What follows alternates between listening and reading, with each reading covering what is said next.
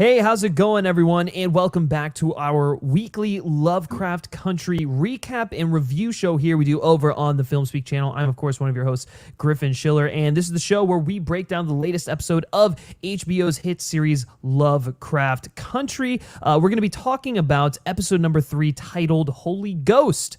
A little bit of a shift here in terms of, you know, everything that's going on. But the way this show is sort of playing out, I can't say I'm surprised by the shift and everything. So anyways, I don't do these alone. I am joined by two incredible panelists. First of all, we got Elliott from Movie Files and Jared Buckendahl from J Buck Studios. Guys, how's it going? Good, man. We've been seeing a lot of each other. I don't know. Do we have a room? Do I have a room over here? And, you know, there's some room over here. Brushes and stuff like that. No, but it's glad the to be futon. back. Yeah, the futon's getting very uncomfortable. Yeah. I get it. You know, but there's room. There's space here if you ever need it. Which I assume, you know, you'll eventually be moving in with how many piece of collaborations we're doing content. I don't know what I'm saying, dude. It's been a really fucking long day. I'll tell you that much. Yeah. I had to, in case you're watching this and this is the first time you're, you know, checking in on one of these recaps.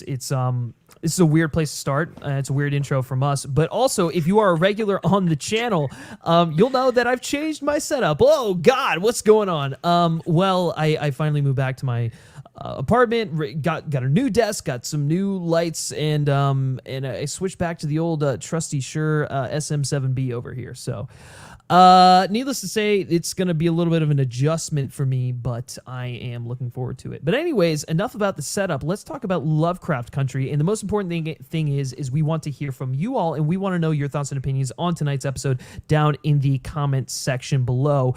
All right. So I guess, you know, obviously we're dealing with the aftermath of episode 2, which was just a giant fucking, you know, whatever that was. And it was very, I'll say, it was, the reception from the mainstream was not as divisive as I thought it was going to be.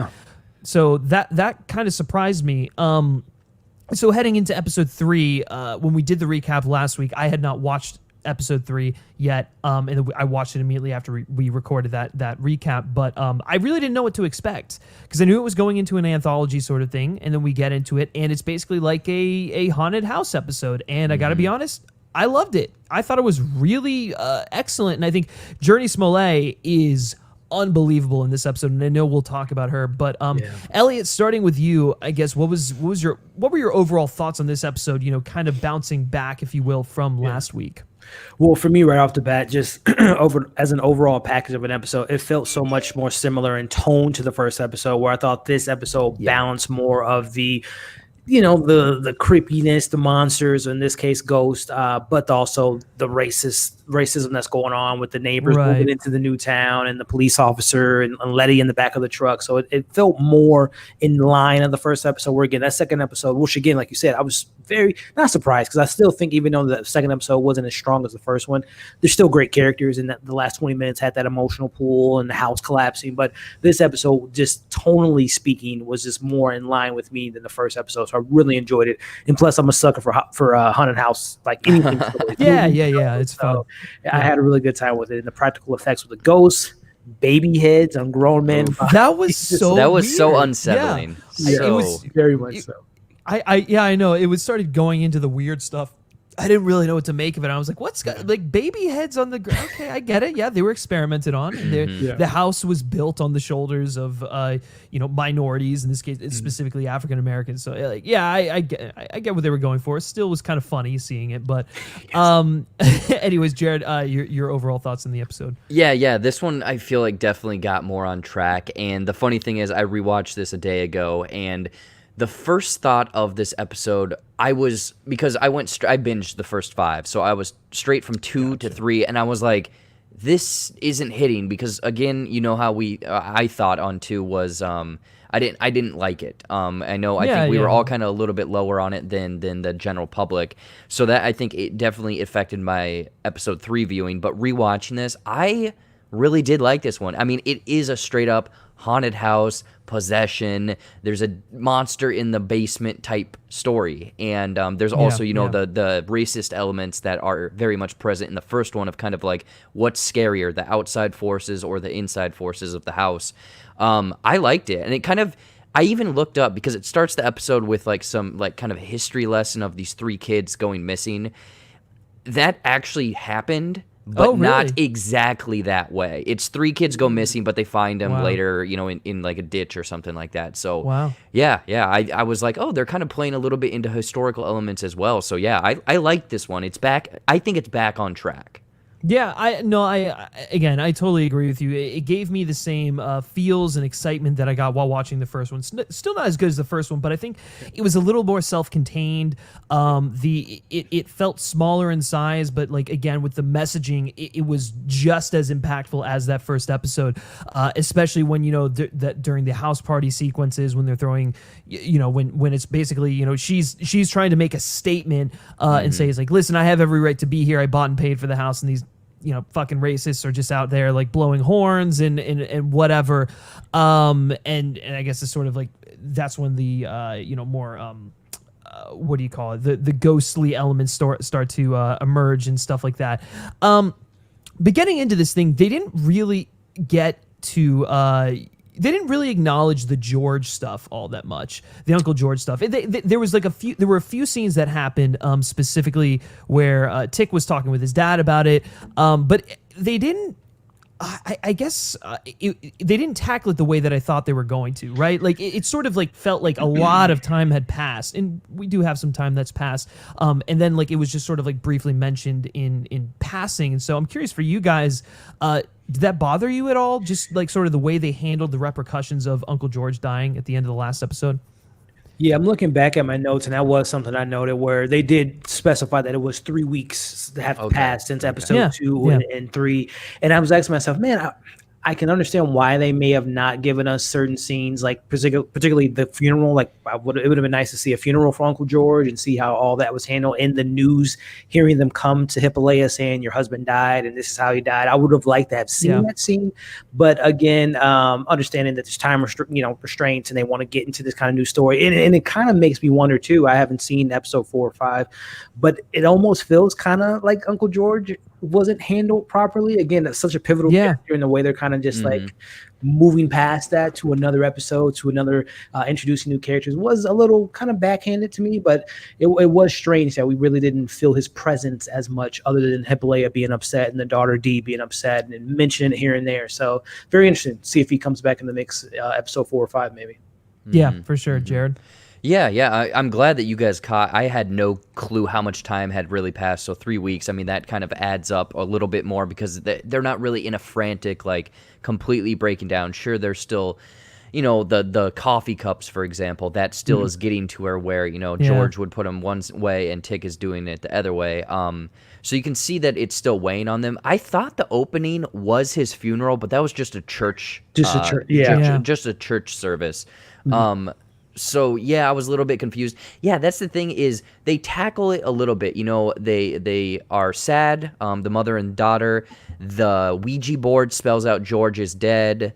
There was also the Dracula book. Kind of, she was ripping the pages out of it. George's wife, and then also bought a new book. So there's those kind of looming presence of it there, but they don't really acknowledge that he. They don't really announced that he died. There's a little bit of like, oh, the sheriff shot him. That's it. Yeah. Right. It was a little too much of a time jump, I think. And in which I ultimately it didn't really affect my overall enjoyment of the episode, but I just felt like because like everything that just happened at the end of the last week's episode was like, oh my God, like how are they going to recover with this? And then we get into episode 3 and it just feels like everything's resolved. And like, it's not the end of the world because I'm sure we're not done with like exploring that, but it is just sort of weird, right? That like it just sort of like it happened, it's over with, and now we're moving on to this other like Leti and everything that's going on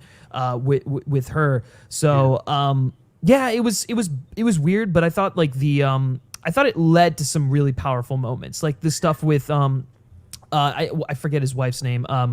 Hippolyta. Yeah, Hippolyta. Sorry, I was about to say Hippolyta, but I'm like, that's Wonder Woman. That's not right. So, no, yeah, I agree with Hippolyta. The stuff with her was great. The coffee cup sequence. I'm glad you brought that up. That was something that really stuck out to me, especially when Tick is living there. Then he moves in with his dad. Which actually, let's talk about that, because that's really the first time that we've seen Michael K. Williams, Tick's dad, and Tick really interact, and it's there's definitely some tension there. And so I don't know, what did you guys sort of make of that? Jared, starting with you. Yeah, I mean, obviously they just throw him in episode 2, so this is the first kind of like concrete interactions between the two. And I think that that's the biggest thing, is you can tell that there's a rift. You can tell that the father has a drinking problem. You can tell that it looks like Tick might have had to be responsible for kind of raising himself, because he's cooking breakfast for them earlier, but then he also goes over, throws the water on his dad's face, and is kind of like, get your shit together. So you can tell that there's definitely not the best relationship there, which I'm curious if they'll explore that further. I think it's a good kind of setup. Who knows what's going to happen in the next 7 episodes, though? Or is it 7 episodes? 10? Yeah. I actually, I don't know. It's 7 episodes. Oh, so it's 10. It's 10 episodes. I was like, it's a Sorry. 7 episode series? No. Yeah. Okay, I got you. Yeah, Elliot. Yeah, so like Jared said, there is some subtext within that scene. Like, number one, when he puts his hand on the table, you can tell that Tick's probably used to his dad having explosions as far as like getting abusive towards him, or hitting him when he gets upset. So there's definitely a scene within that scene, but also too, going back to episode 2. Again, the last 20 minutes really giving us some information about, Uncle George telling Montrose that he may not be your son. So I think there's a little bit of that scenario being in the mix, where he's just like, every time he sees Tick, whatever this secret is, he always sees that secret, that lie. Or a lot of people are speculating that Uncle George is really the father of Tick. So there's that aspect of him raising a child that's not really his son. So there's definitely a lot of layers within that relationship that I'm really excited to kind of explore and further out the episode. And if I'm not mistaken, I think the next episode is the one that really gets into that. And the next episode is the one everyone's telling me is an Indiana Jones inspired one. So I'm really excited about that. That'll be fun. But so that I mean, those character arcs are all well and good, but the heart of this episode is Leti and her purchasing of the house. And I actually thought it was a really beautiful arc, how it started, where she was just buying the house and then she just needed people to sort of rent it. And then through like conversations with her sister, it sort of became like, oh no, maybe I should really consider what I'm doing instead of just inviting all my friends and stuff like that. Maybe I should make this a safe haven for Black people in Chicago, in this area and whatnot. And so, obviously she goes and she purchases the house and she, renovates it and whatnot, using the money that her mother left behind as inheritance. And so, right off the bat there, it's just, and she's going into a predominantly, affluent white area. And so we automatically know that, okay, so this is sort of what they're going to tackle this week, and whatnot. So I guess, what was your biggest takeaway from, Leti's arc this week, and what were some of the things that really just stuck out to you? And what were some of your favorite scenes actually from this? Because again, Jurnee Smollett absolutely crushed it this week. I think she really secured her Emmy nomination. But Elliot, I want to hear from you first. Yeah, this was her episode from literally the first opening scene. We like Jared said, we see her in church, and I kind of interpret that scene as this whole episode really her kind of almost figuratively and literally facing her demons to a certain extent, where she's sitting in church. Again, I think that there's still some effect of her coming back to life, and I don't know if that's still something she's tackling with, that she died and now she's brought back. But then seeing her and her sister Ruby's relationship, that she has kind of been using people to a certain extent, as you just mentioned. The idea was to use his house, put people in to rent to pay the mortgage, but then it became something else. So I think and that's what I love about these characters. There are heroes, we're rooting for them, but there is still some gray area. We still know that Tick may or may not have killed someone in the war. Uncle George may or may not have had an affair with his brother's wife. So there's still kind of gray areas within these characters that I love that we're going to eventually explore. But like you said, Leti, man, from favorite scenes, I think of the scene with her in the baseball bat going out in the streets and just letting that all was those cars.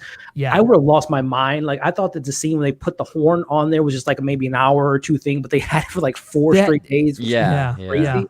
But that scene was great. The scene, obviously, we'll talk about the ending, but the chanting scene, her in the basement, just just the performance of her just physically going into that role was just incredible. But this was her episode. This was a Leti driven episode. And like I said, I thought she faced her demons head on.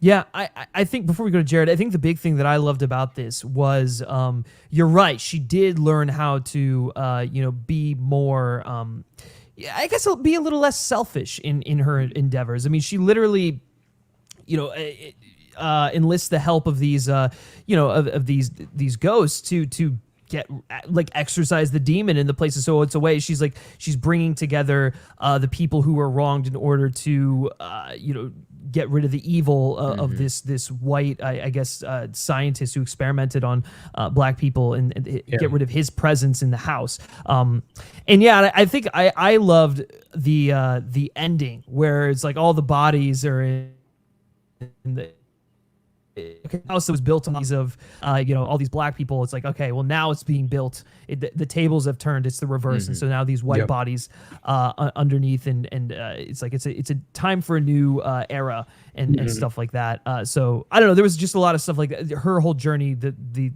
throughout this episode was really powerful. But anyways, Jared, going over to you. Yeah, sitting here when you guys are talking, something kind of clicked, and when she first has the money, buys the house, she's kind of, like you're saying, being selfish, making choices as kind of someone that's not mature, I would say, almost. Like someone that's kind of making foolish children decisions. And then the next day she's like, oh, all my friends here, put this up here, we're going to do this with the house, we're taking photos and whatnot. And almost through this episode of like 10 days, it's almost her not exactly becoming a woman, but like becoming mature, becoming her own, because even that bathroom scene is her first time. And then at the end she can handle herself, with the cars, going to jail, exercising the demons. It's kind of, she very much has a very in-depth arc for 10 days essentially. The snake penis made sense. It all ties in. We talked about it last week. Like, what was that fear? What was the fear that she had in that room? Yeah, right. Falling in love. I assumed that it was sexual because again, the show kind of alluded to it in this episode where you assume that she's a very attractive, very beautiful woman, and that one guy was like, "Yeah, we used to wrestle back in the day." It's kind of alludes to that she might have this very open spiritness to her. But like Jared said, she has sex for the very first time. So that's it's a very interesting, like you said, character arc that we get in this episode. Yeah, what did you guys think of the Leti and Tick relationship that was expanded more throughout this episode? Because I feel like I don't know. I don't think it's rushed, but it feels like it's moving at a little bit more of a brisk pace, which I kind of like. They're not harping on it too much. Obviously these two have like a long history and such, and I mean, it was pretty obvious that they had feelings for each other from the moment that they met, and now seeing those sort of like evolve into what they are now. Did that sort of work for you in the way it was explored? Yeah, I mean, again, just kind of thinking of a timeline. They haven't seen each other in probably, it seems like 10 plus years at least. Yeah. But from episode 1 to where we are now, I would imagine it's been almost 2 months since they've been reunited. And within those, let's just say a month or a month and a half or so, they've almost died, 2 times now. They've seen monsters. Yeah, that's true. Yeah. They've been introduced to magic. Letty's died. Atticus saw his uncle die. He almost died in this ritual. So I think at this point in time, it's just like we need to stop beating around the bush. If we have feelings for each other, let's embrace each other, because we don't know what the hell is behind the next door. What's going to happen next? So I think it was just overdue. Well, it's even in like throughout the course of this episode, they're sort of like doing the dance, right? Like and the party sequence, which by the way, there was a great one take during that party sequence that I thought was just beautifully done. But I love how Tick's dressed up in the his I guess his army, military outfit and whatnot. Yeah. He's like, well, they gotta show that we got at least one person who can kick their ass if need be. And then him walking around and sort of like seeing her dance with other guys. I don't know. I just felt like there's always been something there, and then obviously this was the moment that it like sort of all came out. But Jared, for you, is the relationship working for you? What was like sort of your favorite part of that? Yeah, it's working. I mean, Elliott, you put it great where it's like we don't got time for this. And the bathroom scene is exactly that. Comes in, they stare at each other, boom, they're right into it.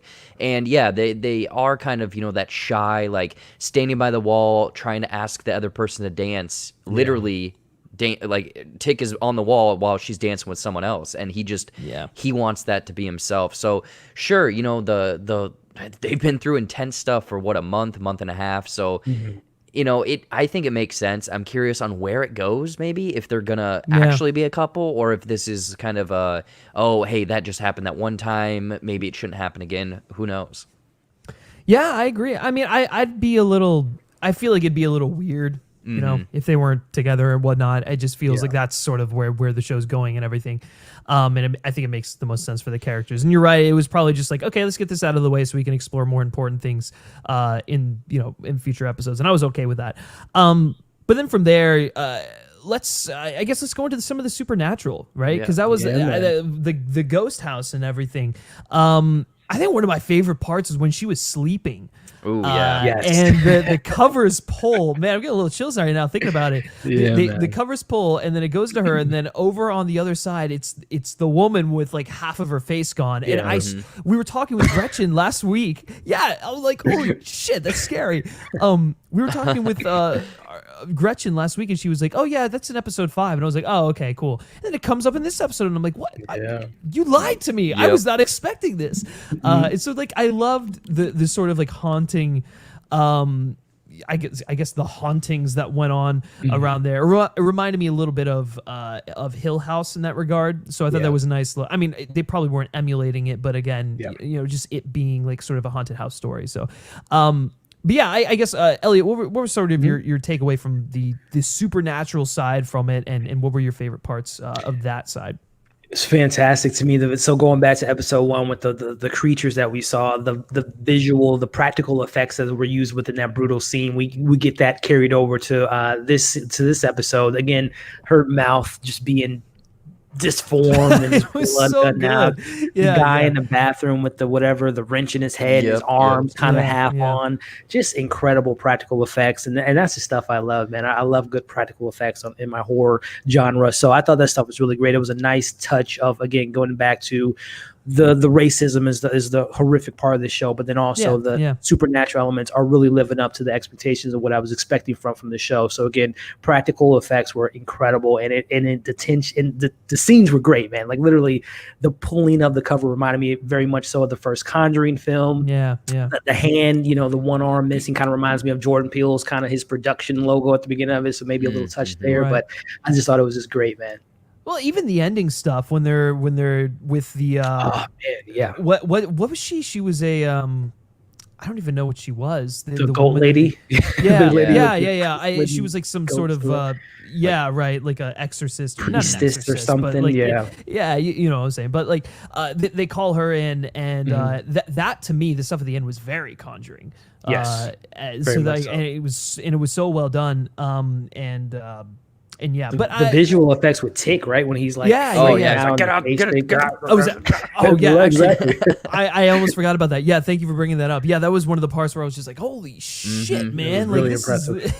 It's wild. Again, I mean, obviously, from the help of visual effects and stuff like that, but Jonathan Majors, again, proving that he is just so versatile and capable, and just he can go to different places, and it was great. And I think with how they set up the relationship prior to that, when we get to that moment, and then Leti sees him, and like she understands like the difficulty of that and the emotional impact of that, yet she decides to take action.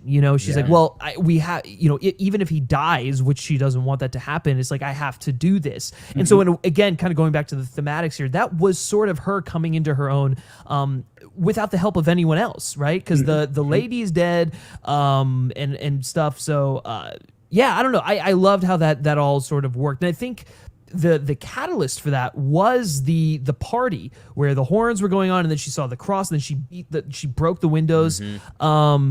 And then they all just like very calm and collectively laid down with their hands up, they got on their knees with their hands up, and then that cop car ride where she's getting pushed around. It just felt like she had been pushed around for so long, for the majority of her life. And then we get to that part in the episode, the climax, and she's like, I'm fucking done. We're gonna get rid of this stuff because I'm not leaving. I'm standing my ground because I have as much right to be here as anyone else. And so that was, again, just such a great arc for her. But sorry, a little bit of a tangent there, but going back to the supernatural, Jared, for you, what were some of the standout parts? That I think right from the get-go, that bedroom scene with the sheets and the person on the side of the bed, I'm like, oh, this is going to be a scary episode, so I need to prepare myself and watch this, the rest of it during the daylight because I'm a big old scaredy cat, but they do great things, the bedside thing, the mirror thing. It's also intriguing, like any kind of like horror movie with that, they're always like,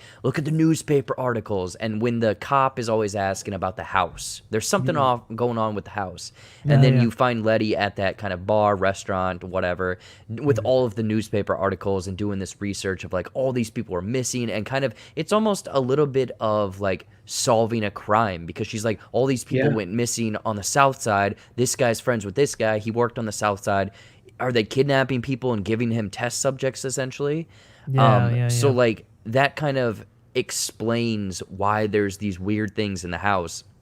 But yeah, that basement scene, or not even the basement scene, the scene where it's the three white dudes and it's the basketball guy with the baby. The so creepy good. things in that room was so unsettling. And then the designs of the people that had bad things happen to them with kind of the nails through the arms missing, the legs and limbs missing. It was horrifying, but also you can see what these people had to go through so you could exercise essentially that like doctor or whatever. I think his name was even Epstein or something.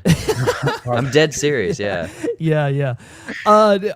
glad you brought up the part with the three white guys that broke in, because I love, oh my god, the one guy gets decapitated. Something was coming to it. You knew they had something coming. And they were like teasing the whole elevator thing for like the entire episode. That's a great. I'm a big horror fan, as I've said multiple times. That is a great callback because they gave it to us very early in the episode that there's something wrong with that elevator, and that was such a great moment. The head just and you think that it's gonna just sit there for a second? It's like and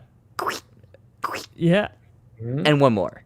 No, it's oh my god, it was amazing.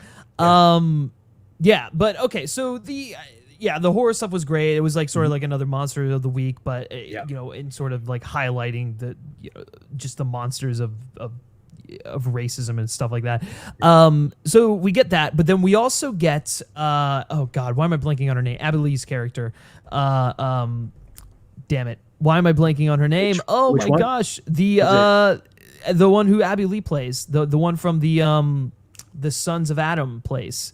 Christina. Is it Christina? Yes, Christina. Thank you. Sorry, I feel like such an idiot right now. Yes, right. So then we haven't even touched on that, which we need to touch on that because that's basically the tease for next week's episode, I assume. So Tick finds her, and then she has that whole confrontation with her and everything, and because he basically finds out that she gave Leti the money in order to build the house up and everything. So, and it shows that she's not done with them yet. And then I believe she teases like some artifact that she wants him to find or whatever. I had it in my notes somewhere.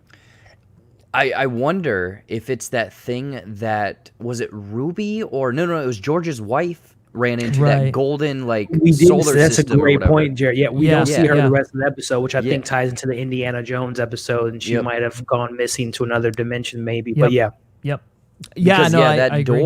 door like slowly opens up, and it's just sitting there for her to, I don't know, mess with. Who knows what happens? Yeah, it's the missing pages from the Yep. language of Adam is what Yeah. Christina was looking for Atticus to find those missing pages. Right. Yeah, I don't know. So what do you I guess what do you think is going to happen with next week? Is that going to be the focus of it then?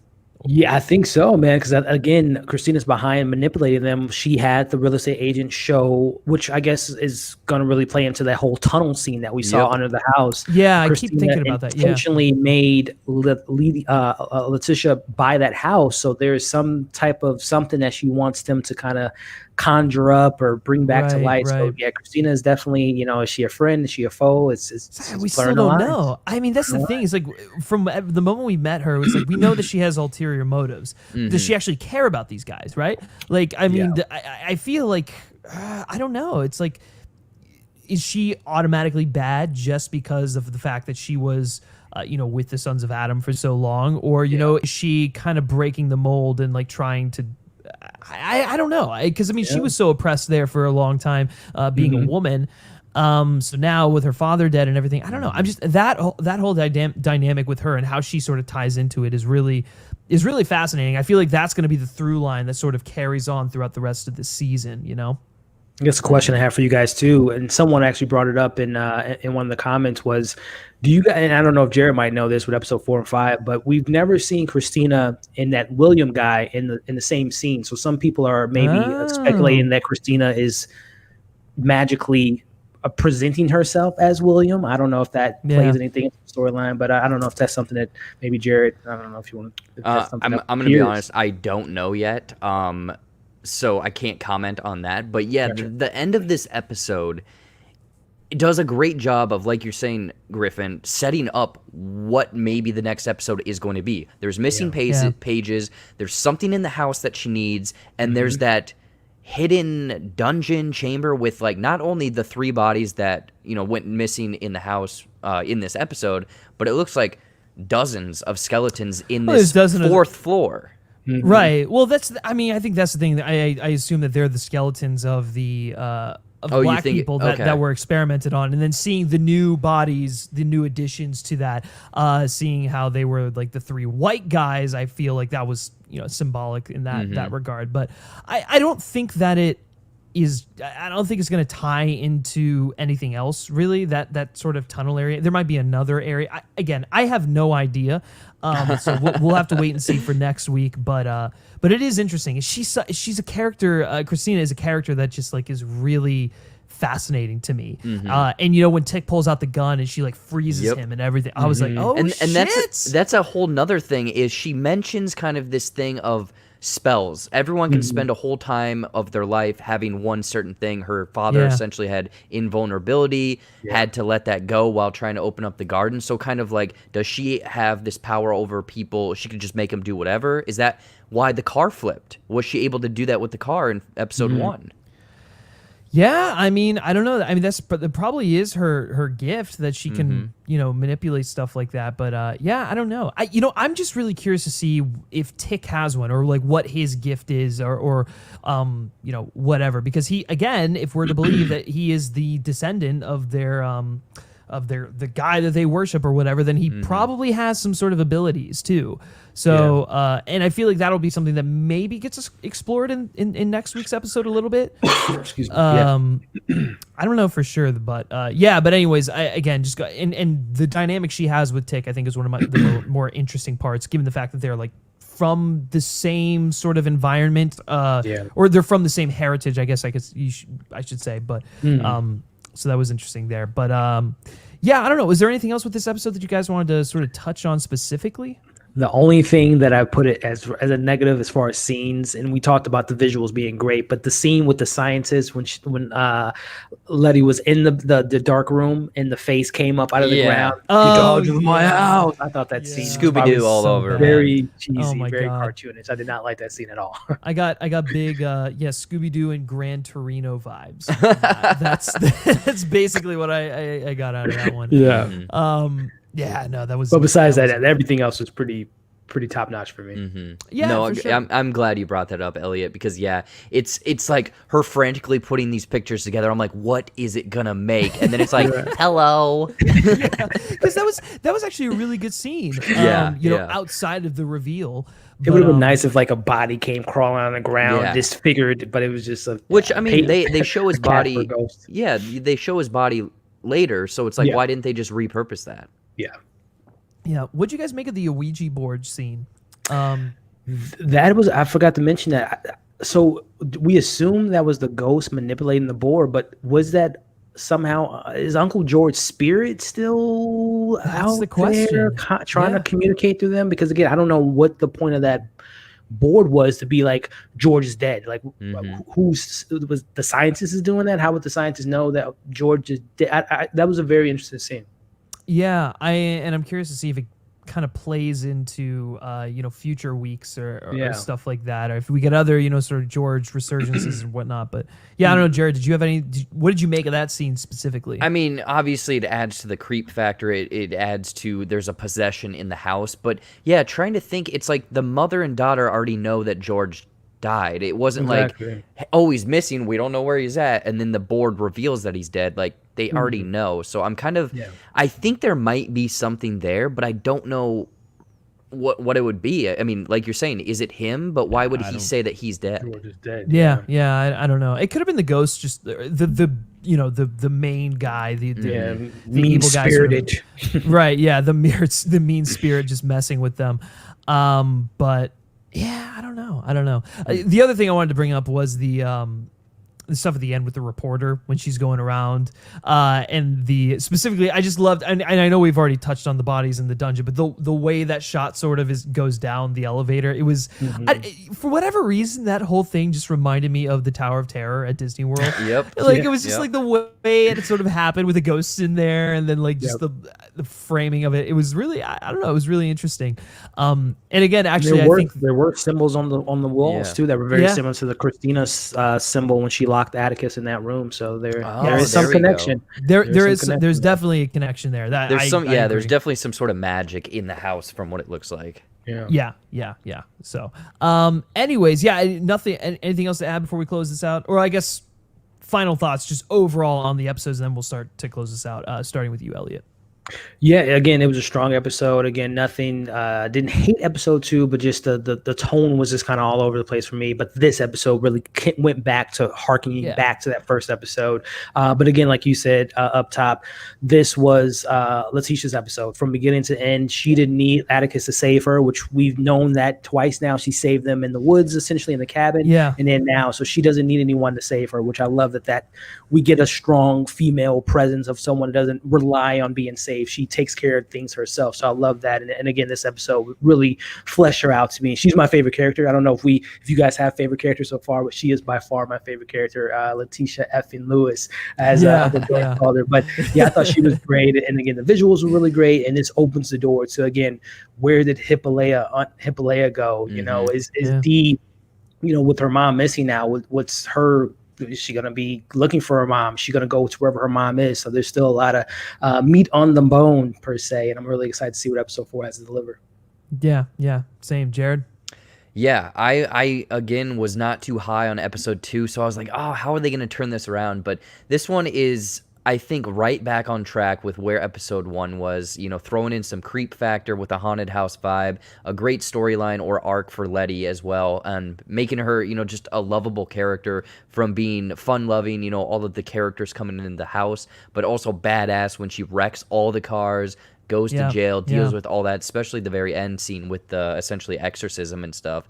And the reason I like this one is because I felt like the end of episode 2, it's like, well, you found there's nowhere to go. Where do you go? This one sets up so much of where did is it Hippolyta?